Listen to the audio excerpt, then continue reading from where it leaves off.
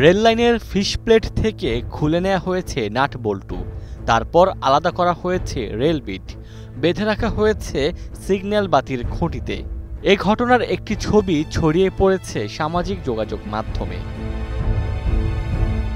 দুর্বৃত্তরা এসে rail line কেটে দিয়ে এরা চলে গেছে। তখন এলাকাবাসী সবাই বলতেছে, বলা বলি করতেছে রেল লাইন কাটে দিছে। আল্লাহর একটা অশেষ রহমত, যদি এই রেল লাইন কাটা অপেক্ষা যদি গাড়ি আসতো তাহলে অনেক লোক হতাহতি হতো। বড় ধরনের একটা দুর্ঘটনা করতে পারতো, বুঝছেন, কিন্তু আল্লাহ রক্ষা করছে, কারণ এরা লাল পতাকাও দিয়ে দিছে। ফেনী রেল স্টেশন থেকে প্রায় 1500 মিটার দূরে দক্ষিণ সহদেবপুর। ঘটনাস্থলের পাশেই লেভেল ক্রসিং। গেটম্যান জানালেন, রাতের আঁধারে দুর্বৃত্তরা ঘটনাটি ঘটিয়েছে।